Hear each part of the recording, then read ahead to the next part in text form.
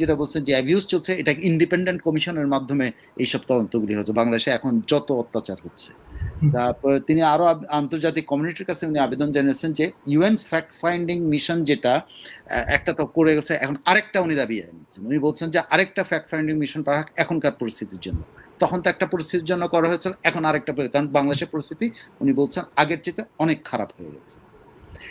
এবং উনি যেটা বলছেন যে ইন্টারন্যাশনাল প্রেশার যদি এখন ইউনূস সরকারের উপরে যদি না করা হয়, তাহলে বাংলাদেশের পরিস্থিতি সামনের দিকে আরো অনেক, এবং মাইনরিটিস এবং যারা সুবিধাবঞ্চিত মানুষ এবং পাহাড়ের মানুষ, তারা সবাই মানে আরো বেশি আক্রান্ত পাবে, সমাজ অস্থিতিশীল হয়ে যাবে।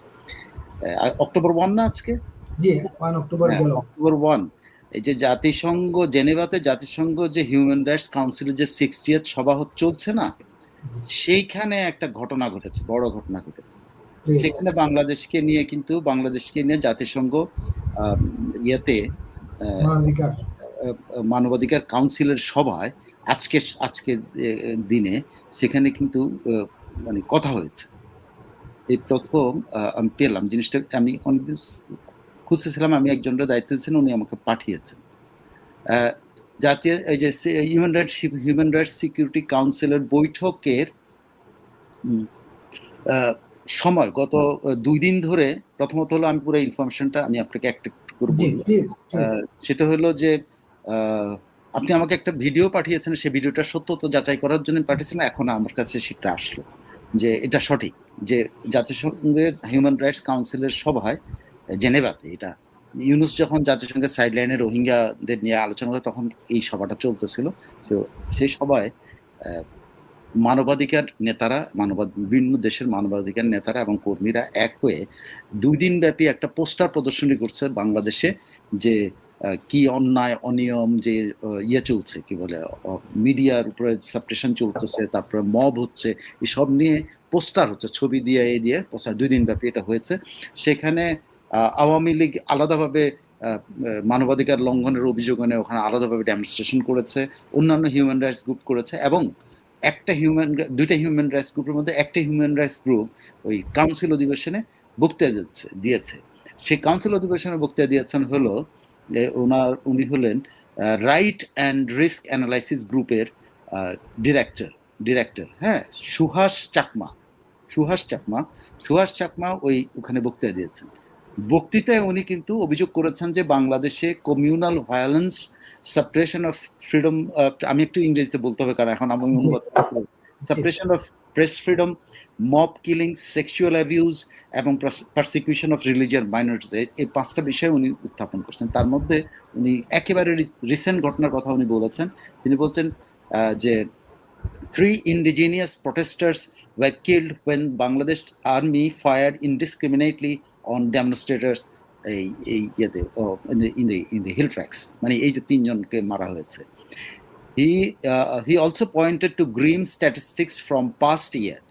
গত বছরের দিকে 637 mob lynching deaths, 878 attacks on journalists, nearly 2,500 violent incidents against minorities, and criminal cases filed against more than 500,000 political opponents. মানে 5 লাখের উপরে রাজনৈতিক বিরোধীদের উপরে মামলা হয়েছে, 2,500 ভায়োলেন্ট অ্যাক্টিভিটিস হয়েছে। সে ওই ইয়েতে তার কাউন্সিলের অধিবেশনে বক্তৃতায় এটা বলেছে, এবং সে বক্তৃতায় এই পরিস্থিতির জন্য তিনি ইন্টারিম লিডার মোহাম্মদ ইউনূসের কঠোর সমালোচনা করেছেন। উনি আরেকটা পয়েন্ট আউট করেছেন, যেটা আসলে আমাদের চোখের সামনে আসেনি, সেটা ওই কাউন্সিল মিটিং উনি পয়েন্ট আউট করেছেন। সেটা হলো যে হি ক্রিটিসাইজড, মানে এইভাবে বলছে, Chakma criticised interim leader Mohammad Yunus for dismantling the National Human Rights Commission in November 2024 after it published a report on mob beatings, sexual violence, political harassment and other abuses. 24 নভেম্বরে একটা report আমাদের human rights council, যেটা আমাদের national human rights council যেটা আছে, সেটা একটা report প্রকাশ করেছিল, যেখানে মব ভায়োলেন্সের কথা বলা হয়েছিল, সেক্সুয়াল ভায়োলেন্সের কথা বলা হয়েছে, পলিটিক্যাল হ্যারাসমেন্টের কথা বলা হয়েছে, এবং অন্যান্য ধরনের ভাঙচুর এইসবের কথা বলা হয়েছিল। তো সেটার কারণে তখনকার সময় ইউনূস সাহেব ন্যাশনাল হিউম্যান রাইটস কমিশন ভেঙে দিয়েছেন।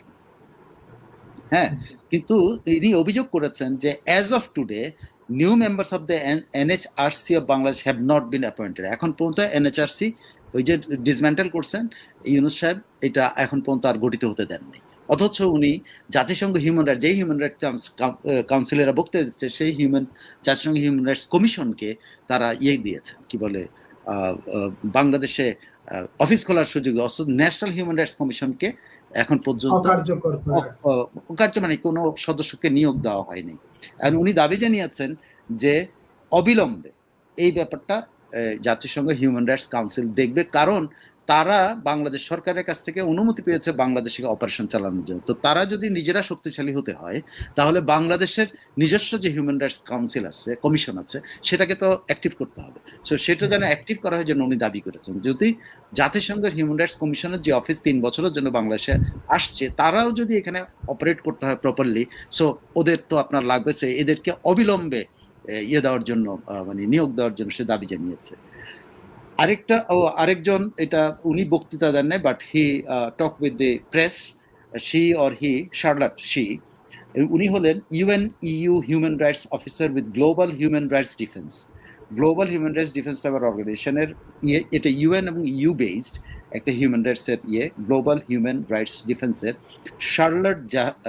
শার্লট জাহরের, হ্যাঁ, তিনি তার যে প্রেসের সাথে যে কথা বলছেন ওখানে উনি বলছেন এই গত এই মানে পাস্ট 1 ইয়ারের মধ্যে 2400 ঘটনার কথা, মাইনরিটিসদের উপরে 2400 আক্রমণ হয়েছে।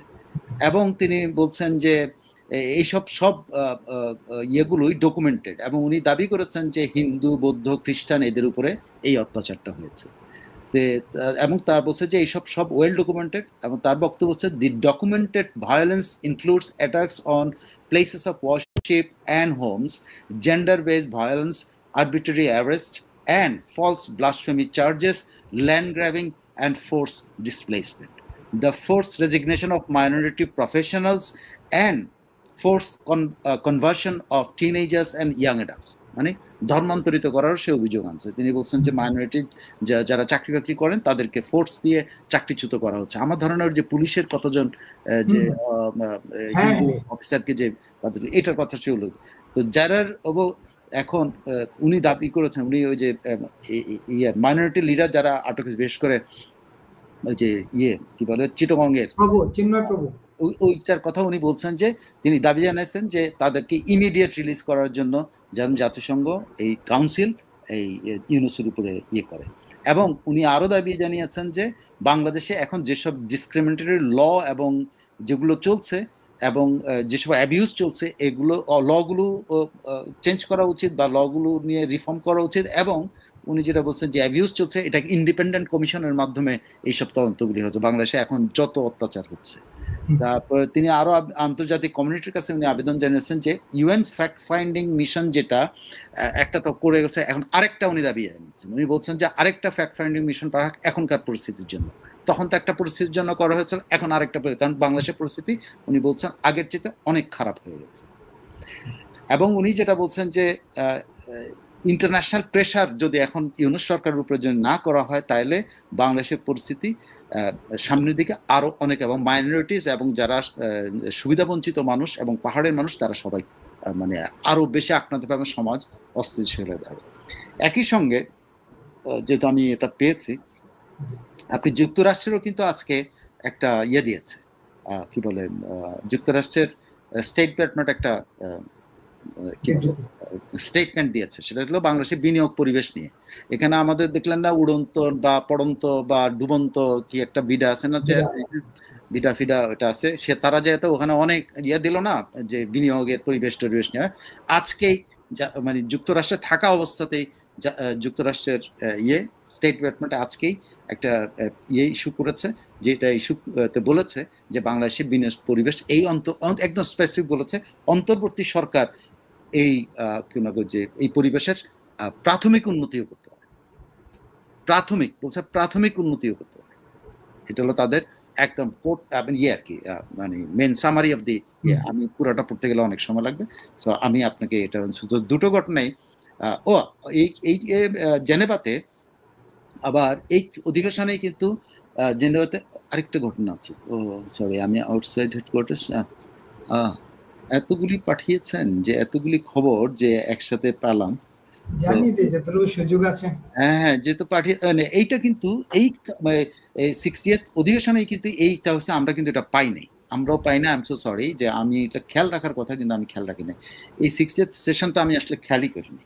60th সেশনে আরো একটা ঘটনা ঘটছে, আর্টিকেল 19, যেটা ইন্টারন্যাশনালি যে হিউম্যান রাইটস এবং ফ্রিডম অফ স্পিচ নিয়ে কথা বলেন। আর্টিকেল 19 কিন্তু এই হিউম্যান রাইটস কাউন্সিলের কাছে কিন্তু একটা রিপোর্ট দিয়েছে। সেই রিপোর্টে কিন্তু বাংলাদেশের বলছে, তাদের quote and quote, Bangladesh remains in crisis for the exercise of the right to freedom of expression as the country heads for elections in February 2026.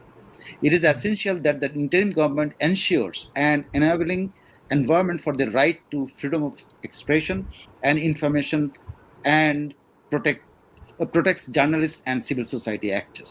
এটা ওনার দাবি। এবং এখানে ওনারা সেই আমাদের বিভিন্ন সাংবাদিকদের যে আটক করা থেকে শুরু করা, হ্যাঁ, এদের কথা ওনারা হ্যারাসমেন্ট করা, অনেকের নাম উল্লেখ করে করছেন। এবং একই সঙ্গে ওনারা ইয়ে করছেন যে সেই 13 বছর আগে যে এই সরকার প্রথমে অঙ্গীকার করেছিল সাগর সারোয়ার মেহেরুন যে হচ্ছে, সেটা ইনভেস্টিগেশন ওরা কমপ্লিট করবে, এই সরকার কমিটমেন্ট করছে তাদের প্রথম থেকে, তারা সেটা করতে ব্যর্থ হয়েছে।